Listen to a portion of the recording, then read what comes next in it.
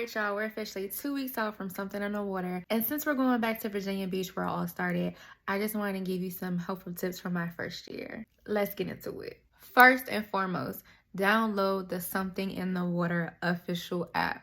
Follow their Twitter page, follow their Instagram, turn your post notifications on. The schedule changes all the time. We got rained out, artists be dropping out the day of, so you definitely want to stay up to date on who's performing, when, and where.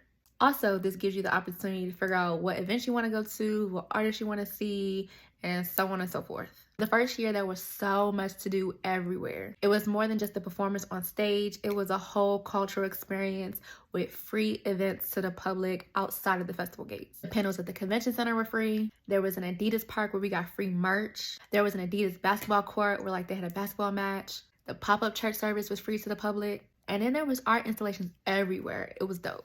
And 9 out of 10, you won't get a chance to do everything. So it's definitely helpful to download the app, look through everything, make a plan.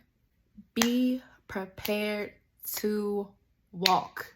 Like I said, there was so much to do everywhere. The boardwalk is blocked off at 14th Street. That's where the festival gates are. Inside the festival gates where you're actually having your full lineup and all that, that's from 14th Street down past 2nd Street to the end of the boardwalk. The first year, there were so many things to do outside of the festival gates, from 14th Street up to 24th Street where the community stage is. Pop-up church is between 20th and 22nd Street. And then my hotel the first year was 28th and Oceanfront. So that's hella walking. This might not apply to everyone if you're not staying on the oceanfront, but if you are, be prepared to walk.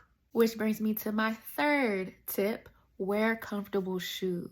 Please. I'm trying to save you and your feet being swollen. Don't only wear comfortable shoes for walking up and down the boardwalk, walking up and down the sidewalk, whatever, but also walking on the beach. Wear some shoes that you can get around in on the beach, but also that you don't care about getting dirty. And don't wear flip-flops, because if you wear flip-flops, I'm sorry, but your poor little toes is going to be trampled on, and you're going to be mad, and your feelings going to be hurt. I wore the wrong shoes the last day, and my feet were swollen and numb, and I could not feel 4 of my toes for a week. Virginia weather is so unpredictable.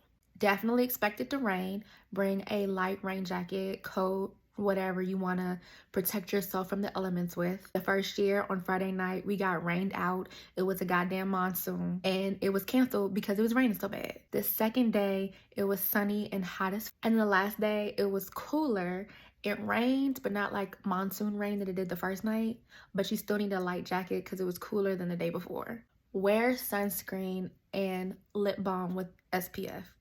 Do not be like me.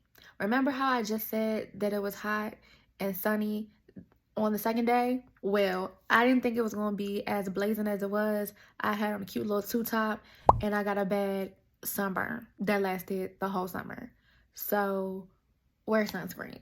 Fanny Packs are your friends. Since 2019, rules have changed. They are limiting the size of bags that you can have. Fanny Packs, small clutch purses that are 6x9 or smaller are the perfect thing to do, especially since those don't have to be clear. Now you can have a bag that's larger than 6x9 inches, but it has to be no bigger than 12 inches by 6 inches by 12 inches.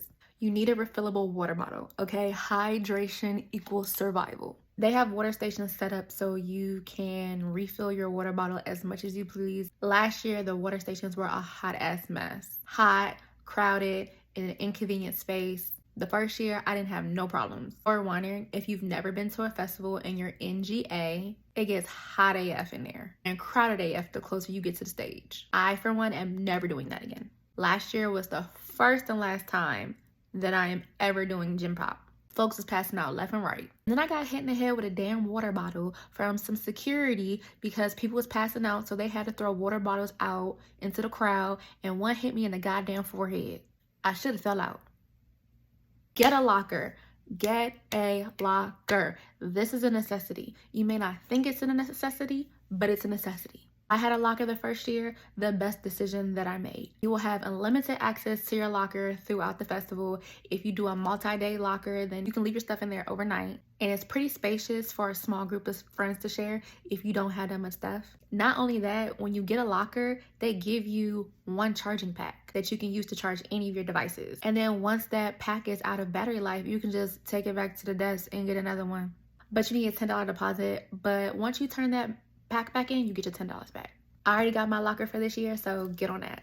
Now, even if you do or do not get a locker, I still suggest that you bring extra battery packs, portable chargers, whatever you want to call them. I mean, who wants a dead phone?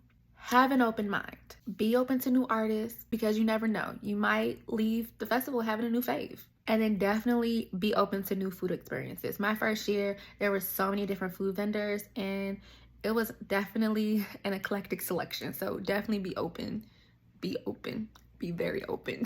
Now, while we're on the topic of food, definitely make sure that you make a note of all the food spots that are around your hotel if you're staying on the oceanfront. And definitely figure out how late they stay open. Because, baby, sometimes we be getting out late and you be hungry. And ain't nothing worse than trying to go to the restaurant that you seen earlier and that big close. Last but not least, make a checklist of everything you need 2 weeks before so you can check it off the day before you leave for the festival. Now, if you need help figuring out what to pack and what to bring, I got you. I have a free packing list made specifically for something in the water. It is linked below. That's all the tips I have for something in the water. If you want to see my experience from the first year, I pretty much probably linked it in the card somewhere, and it's definitely linked down below. And if you going, let me know. I might see you there. I'll have this water bottle repping my school. But I'll be hiding out in VIP though. But I do come in GA for food and for merch though, so you may or may not see me. But I'll be out there. Come say hi.